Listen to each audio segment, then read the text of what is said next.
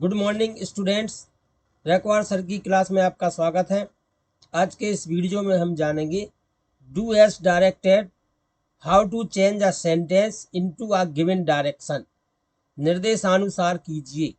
एक दिए गए वाक्य को दिए गए निर्देशानुसार कैसे चेंज करें।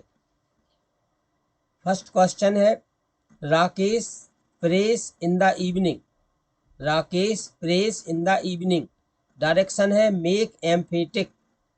Second question, our teacher never comes here. Our teacher never comes here, direction है change into negative. Change into negative. They cried for help. They cried for help, direction है change into present indefinite tense. Change into present indefinite tense. Next question है, he did it. He did it, change into interrogative. Change into interrogative. Next question, if she does not work hard. If she does not work hard, she will fail. She will fail, direction है rewrite using unless. हमने question पढ़ लिया है और जो हमें sentence दिए गए हैं उनको पढ़ा, और जिस भी जो डायरेक्शन दिए गए हैं उनको भी पढ़ा है। अब हम एक एक करके हल करते हैं। तो फर्स्ट वाला सेंटेंस था, Rakesh press in the evening. Rakesh शाम को प्रार्थना करता है, डायरेक्शन था मेक एम्फेटिक। इस सेंटेंस को हमें एम्फेटिक बनाना है। तो देखेंगे एम्फेटिक कैसे बनाते हैं, इनके रूल देख लेते हैं। रूल में फर्स्ट रूल ये है, find the verb of the sentence. जो हमें सेंटेंस दिया गया है उस सेंटेंस की सबसे पहले हमें वर्ब पता करनी है। तो सेंटेंस है Rakesh press in the evening. इस सेंटेंस की वर्ब क्या होगी? वर्ब है प्रेस। पहला काम कंप्लीट हो गया। सेकंड काम है find the form of the verb. Press पता करने के बाद, वर्ब पता करने के बाद अब हम उसका रूप पता करेंगे। वह फर्स्ट फॉर्म में है, सेकंड फॉर्म में है, थर्ड फॉर्म में है कि उसमें एस या ई एस लगा हुआ है। तो वर्ब क्या थी? वर्ब थी प्रेस। या वर्ब का कौन सा फॉर्म है? इस प्रे वर्ब में एस लगा है, तो जी प्रेस, यानी वर्ब का हमें अब रूप भी पता चल गया है। थर्ड वाला काम है according to the form of the verb. Verb के रूप के अनुसार पुट डू, डज और डिड बिफोर द वर्ब। हमें वर्ब के पहले या तो डू रखना है, या डज रखना है, या डिड रखना है। एक बार फिर से देखते हैं। थर्ड वाला रूल ये कहता है, according to the form of the verb. Verb के रूप के अनुसार पुट डू, डज और did before the verb. Verb के पहले डू, डज और डिड रखिए। ये किसके हिसाब से रखना है? वर्ब के रूप के अनुसार। अब देखेंगे यहाँ पर आपको बताए भी गए हैं, यदि हमें वर्ब का फर्स्ट फॉर्म मिलता है तो हमें डू रखना है और फिर वर्ब रख देनी है। यदि हमें वर्ब का फर्स्ट फॉर्म मिलता है तो हम वर्ब के पहले डू रख देंगे। यदि हमें वर्ब का सेकंड फॉर्म मिलता है तब हम वर्ब के पहले डू रखेंगे, लेकिन उस सेकंड फॉर्म को हम वर्ब की फर्स्ट फॉर्म में बदल देंगे। यदि हमें वर्ब में एस या वर्ब में ई एस मिलता है तब हम वर्ब के पहले डज रखेंगे, और जो वर्ब में एस या ई एस लगा था उसको हटा करके वर्ब का फर्स्ट फॉर्म कर देंगे। तो थर्ड नियम को एक बार फिर से देखेंगे, according to the form of the verb put do, does और did before the verb. Verb के रूप के अनुसार वर्ब के पहले डू, डज या डिड रखते हैं। कैसे रखते हैं? नीचे बताए गए हैं। यदि V1, यदि वर्ब का फर्स्ट फॉर्म है तो वर्ब के पहले डू रखना है और फिर वर्ब का फर्स्ट फॉर्म भी रखना है। यदि वर्ब का सेकंड फॉर्म है तो वर्ब के पहले हमें डिड रखना है और उस सेकंड फॉर्म को फर्स्ट फॉर्म में बदल देना है। यदि वर्ब में एस या ई एस है तब वर्ब के पहले हमें डज रखना है, एस या ई एस को हटा देना है तो वर्ब का फर्स्ट फॉर्म रखना है। तो हमने तीनों रूप पता कर लिए हैं। पहला क्या था? पहले दिए गए सेंटेंस की वर्ब पता करना। दूसरा काम है उस वर्ब का रूप कौन सा है ये पता करना। तीसरा काम ये है कि वर्ब के रूप के अनुसार उस वर्ब के पहले या तो डू रख देंगे, या डज रख देंगे, या डिड रख देंगे। तो कैसे रखेंगे? यदि हमें पहला रूप मिलता है तो वर्ब के पहले डू रखेंगे, यदि दूसरा मिलता है तो वर्ब के पहले डिड रखेंगे, लेकिन उस दूसरे रूप को हम पहले रूप में बदल देंगे। यदि वर्ब के पहले हमें वर्ब में एस या वर्ब में ईएस मिलता है, तब हम वर्ब के पहले डज रखेंगे और उस वर्ब के एस या ईएस को हटा करके वर्ब का फर्स्ट फॉर्म रखेंगे। अब हमने नियम देख लिए, अब सेंटेंस पर चलती है। सेंटेंस क्या था? Rakesh press in the evening. इस सेंटेंस में वर्ब क्या है? वर्ब है प्रेस। वर्ब का कौन सा रूप है? वर्ब में एस लगा है। एस लगा है तो नियम को क्या कहता है कि यदि वर्ब में एस लगा है तो वर्ब के पहले हम डज रखेंगे और जो एस है उसको हटा देंगे। तो हमारा आंसर बन जाएगा Rakesh does pray in the evening. एक बार फिर से देखेंगे, पहले हम सब्जेक्ट जो करते हैं रख देंगे। अब वर्ब है प्रेस, एस लगा है तो हम डज रखेंगे और फिर एस को हटा देंगे। तो Rakesh does pray in the evening. तो ये जो सेंटेंस था वो हमने एम्फेटिक बना दिया है। अब हम चलते हैं, तो ये आपको बड़ी अच्छे से समझ में आ गया है कि हमने दिए गए वाक्य को एम्फेटिक कैसे बनाया। अब हम चलते हैं सेकंड सेंटेंस की ओर। सेकंड सेंटेंस था हमारा our teacher never comes late. Our teacher never comes late. Direction क्या था? Change into negative. Change into negative. जो सेंटेंस है our teacher never comes late, इसे हमें नेगेटिव में बदलना है। तो देखते हैं हम नेगेटिव में कैसे बदलेंगे। रूल नंबर 1 ये है, find the verb and it's form of the sentence. Verb पता करिए और उस वर्ब का सेंटेंस में कौन सा फॉर्म है।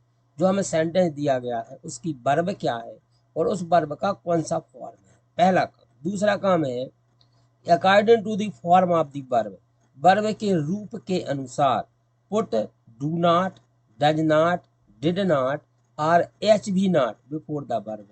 वर्ब जो हमें पता कर ली, वर्ब पता करने के बाद उसका कौन सा रूप दिया गया है उसके हिसाब से वर्ब के पहले हमें डू नॉट रखना है, डज नॉट रखना है, डिड नॉट रखना है या हेल्पिंग वर्ब धन नॉट रखना है। देखो कैसे रखते हैं। यदि हमें वर्ब का फर्स्ट रूप दिया गया है तो हम डू नॉट प्लस V1 रखेंगे। यदि हमें वर्ब का सेकंड रूप दिया है तो हम डिड नॉट प्लस V1 रखेंगे। यदि वर्ब में एस या ईएस है तो हम डज नॉट प्लस V1 रखेंगे। यदि हमें एच भी दी गई है, एच भी यानी हेल्पिंग वर्ब दी गई है, तब हम क्या करेंगे? हेल्पिंग वर्ब प्लस नॉट रख देंगे और जो सेंटेंस की वर्ब है उसमें कोई चेंज नहीं करेंगे। एक बार फिर से ध्यान देंगे, सबसे पहले जो सेंटेंस दिया है उस सेंटेंस की हम वर्ब पता करेंगे। दूसरे नंबर पर क्या करेंगे? उस वर्ब का रूप कौन सा है ये पता करेंगे। और यदि हमें वर्ब का फर्स्ट फॉर्म मिलता है तो वर्ब के पहले हमें डू नॉट रखना और फर्स्ट फॉर्म भी रखना। यदि हमें सेकंड फॉर्म मिलता है तो वर्ब के पहले हमें डिड नॉट रखना है और उस सेकंड फॉर्म को फर्स्ट फॉर्म में बदल देना है। यदि हमें वर्ब में एस या ईएस मिलता है तब वर्ब के पहले हमें डज नॉट रखना है और उस एस या ईएस को हटा देना है, वर्ब का पर हमें फर्स्ट फॉर्म रखना। यदि हमें हेल्पिंग वर्ब मिलती है तब हम क्या करेंगे? जो हेल्पिंग वर्ब है उसके बाद नॉट रख देंगे और बाकी की जो वर्ब होगी मेन वर्ब उसमें कोई चेंजेस नहीं करेंगी। अब हम सेंटेंस की ओर चलते हैं। हमारा सेंटेंस है our teacher never comes late. देखो नियम के अनुसार हमने देखा इस सेंटेंस में जो वर्ब है वो है कम्स। वर्ब क्या है? कम्स। वर्ब का कौन सा फॉर्म है? एस फॉर्म है। इसलिए हमें इसमें क्या रखना है? Does not plus V1। क्या रख देंगे हम? Does not plus V1। पर हम सेंटेंस देख रहे हैं, इस सेंटेंस में नेवर लिखा हुआ है। इस सेंटेंस में क्या लिखा हुआ है? नेवर लिखा है। नेवर माने कभी नहीं, मैंने दिया गया जो सेंटेंस है पहले ही से निगेटिव। दिया गया सेंटेंस क्या है? पहले से ही निगेटिव है। तो अब हम इसका उल्टा कर देंगे। जैसे our teacher never comes late, हमारे शिक्षक कभी लेट नहीं आते। अब हम यदि इसका निगेटिव बनाएंगे तो इस नियम के अनुसार जो हमने लिखे हैं इसके हिसाब से यदि बना रहे हैं तो कोई चेंजेस नहीं होगा, वाक्य ज्यों का त्यों रहेगा। परंतु यदि हम इसको निगेटिव बनाएंगे तो जो नेवर शब्द है उसको हम इसका अपोजिट वर्ड कर देंगे। तो हमारा आंसर बन जाएगा our teacher always comes late. पहला सेंटेंस क्या था? Our teacher never comes late, हमारे शिक्षक कभी लेट नहीं आते। यदि हम इसका निगेटिव बनाएं तो हमारे शिक्षक हमेशा लेट आते हैं, जी इसका निगेटिव हो जाएगा। तो हमारा आंसर क्या होगा? Our teacher always comes late. तो हम चलते हैं नेक्स्ट सेंटेंस की ओर। हमारा नेक्स्ट सेंटेंस था they cried for help. They cried for help. इसमें हमें डायरेक्शन क्या दिया? Change into present indefinite tense, change into present indefinite tense, यानी इस सेंटेंस को जो दे क्राइड फॉर हेल्प है इसे हमें प्रेजेंट इंडेफिनिट टेंस में बदलना है। आइए हम कैसे बदलेंगे, उसकी विधि क्या है इसको देख लेते हैं। रूल नंबर 1 है find the structure of present indefinite tense, यानी जिस भी टेंस में हमें बदलना है सबसे पहले हम उस टेंस का स्ट्रक्चर पता करेंगे। प्रेजेंट इंडेफिनिट टेंस में चूंकि हमें चेंज करना है इसलिए हम प्रेजेंट इंडेफिनिट टेंस का स्ट्रक्चर पता करेंगे। देखो जी है स्ट्रक्चर। प्रेजेंट इंडेफिनिट टेंस का स्ट्रक्चर होता है पहले सब्जेक्ट, वर्ब का पहला रूप या वर्ब में एस या ईएस फिर ऑब्जेक्ट। फिर से देखेंगे, सबसे पहले हम सब्जेक्ट रखेंगे, वर्ब का या तो हम पहला रूप रख देंगे या वर्ब में एस या ईएस लगा देंगे या ऑब्जेक्ट रखेंगे। अब देखते हैं हम आगे, यदि हमें वर्ब का हम पहला रूप कब रखेंगे, यदि सब्जेक्ट आई है, बी है, यू है, दे है और प्लूरल सब्जेक्ट है। यदि सब्जेक्ट के स्थान पर आई, बी, यू, दे और प्लूरल सब्जेक्ट है तो हम वर्ब का फर्स्ट फॉर्म रखेंगे। यदि सब्जेक्ट में यदि subject he, she, it, any name singular, यदि सब्जेक्ट ही है तो वर्ब में एस एस लगाएंगे। यदि सब्जेक्ट सी है तो वर्ब में एस एस लगाएंगे। यदि सब्जेक्ट इट है तब भी हम वर्ब में एस एस लगाएंगे। यदि कोई नाम है वो सिंगुलर है तब भी हम वर्ब में एस एस लगाएंगे। तो यहाँ पर जो स्ट्रक्चर था पहले सब्जेक्ट, वर्ब का फर्स्ट फॉर्म या वर्ब में एस एस, तो हमने वर्ब का फर्स्ट फॉर्म कहाँ आना है, आई सब्जेक्ट के साथ, बी के साथ, यू के साथ, दे के साथ और प्लूरल सब्जेक्ट के साथ। और वर्ब में एस एस कब आना, ही, she, it, any name singular के साथ। अब हम देखते हैं, एक हमें एग्जाम्पल देख ले रहे हैं। एग्जाम्पल क्या है, आई बाई फ्रूट्स। इसको हमें प्रेजेंट इंडेफिनिट में चेंज करना है, नहीं ये है चूंकि प्रेजेंट इंडेफिनिट का, आई के साथ में बाई लिखा है, वर्ब का फर्स्ट फॉर्म है और फिर फ्रूट्स है। सेकंड है सी लर्न्स इंग्लिश, इसमें सी है, सी के साथ जो लर्न वर्ब है उसमें एस लग गया क्योंकि सी के साथ एस लगता है। एग्जाम्पल में जो पहला वाला एग्जाम्पल था आई बाई फ्रूट्स, ये पहले सब्जेक्ट है, वर्ब का फर्स्ट फॉर्म है और फिर ये ऑब्जेक्ट है। सी लर्न्स इंग्लिश, सी सब्जेक्ट है, वर्ब में एस लगा है फिर ऑब्जेक्ट दिया गया है। यदि सब्जेक्ट आई है तो वर्ब का फर्स्ट फॉर्म आना है तो वर्ब का फर्स्ट फॉर्म आया।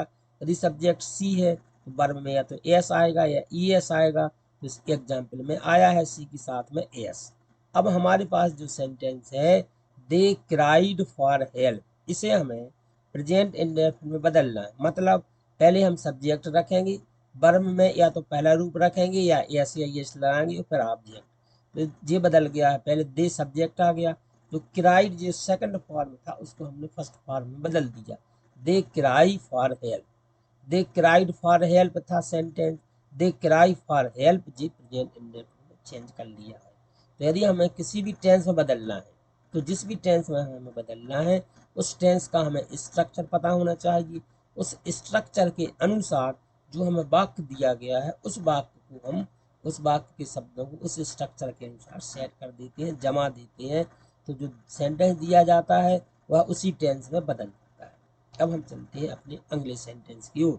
हमारा अगला सेंटेंस था he did it, he did it, direction था change into interrogative, change into interrogative, यानी जो हमें सेंटेंस दिया गया है उसे हमें इंट्रोगेटिव में बदलना है। हम देखते हैं पहले कि बदलते कैसे हैं। तो रूल ये है find the verb and it's form of the sentence. पहले हमें जो सेंटेंस दिया गया है उस सेंटेंस की वर्ब क्या है इसे पता करना। वर्ब पता करने के बाद उस सेंटेंस की जो वर्ब है वह किस फॉर्म में दी गई है, फर्स्ट फॉर्म में दी गई, सेकंड में दी गई, कि एस आई एस फॉर्म है कि उसमें हेल्पिंग वर्ब है, क्या है इसको पता कर लेना।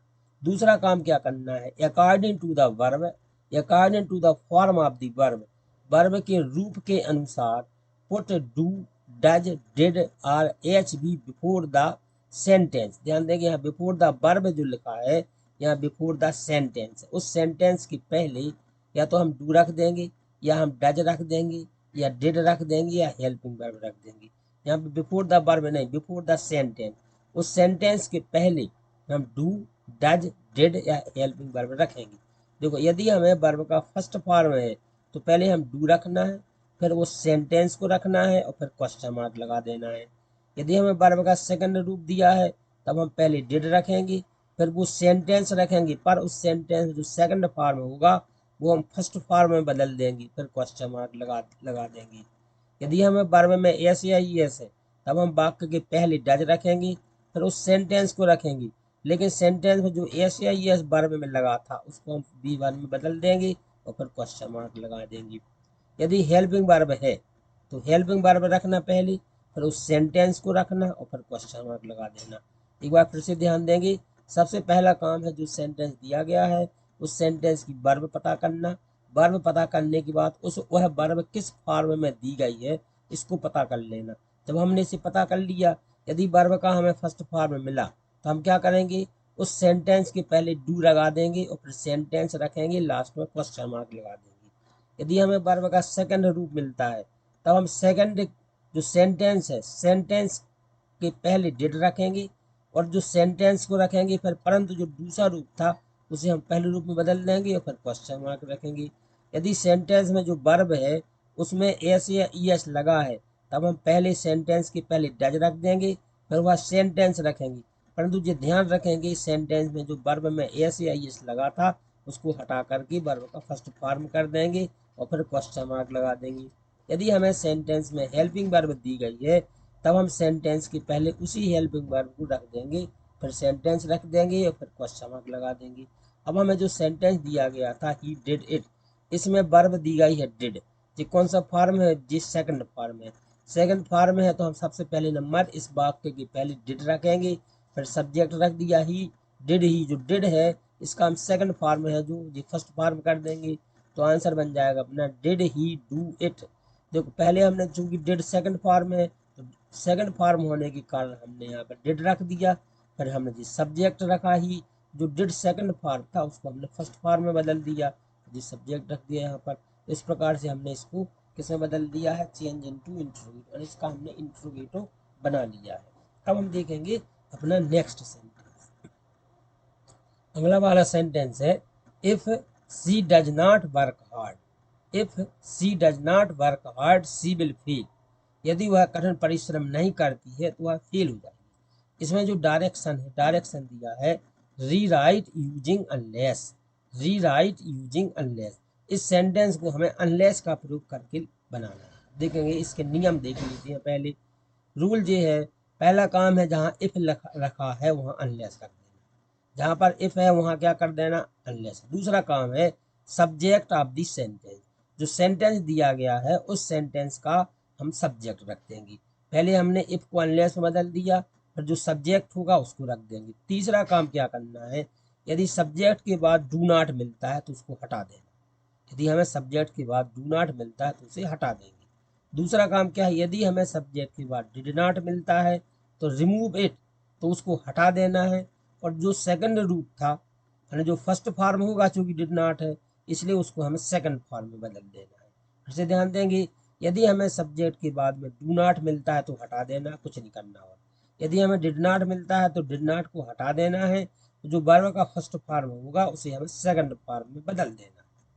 यदि हमें डज नॉट मिलता है सब्जेक्ट के बाद, डज नॉट मिलता है तो डज नॉट को हटा देंगे, जो वर्ब होगी उसमें एस या एस लगा होगा, जो वर्ब होगी उसमें हमें क्या करना है कि डज नॉट है तो वर्ब में पहला रूप होगा तो हमें उसमें एस या एस लगा देना है, पहला रूप होगा तो उसको क्या करना है, हमें एस या एस लगा देना है। तीसरा नियम फिर से देख लेंगे, यदि सब्जेक्ट के बाद डज नॉट है तो उसको हटा दीजिए, तो जो वर्ब होगी उसमें हमें एस या एस लगा देना। नेक्स्ट, यदि एच बी धन नॉट है, एच बी धन हेल्पिंग वर्ब के बाद नॉट है, ना डू नॉट है, ना डिड नॉट है, ना डज नॉट है, बल्कि इसके अलावा जो अन्य हेल्पिंग वर्ब है उनके बाद नॉट है, तब हमें केवल नॉट हटा देना, रिमूव ओनली नॉट, तब केवल नॉट हटाना है और कुछ नहीं हटाना। अब देखेंगे जो हमें सेंटेंस दिया गया है, if she does not work hard she will fail, तो इफ के स्थान पर हमने अनलेस रखा, वाक्य का सब्जेक्ट सी रखा, इसमें डज नॉट था,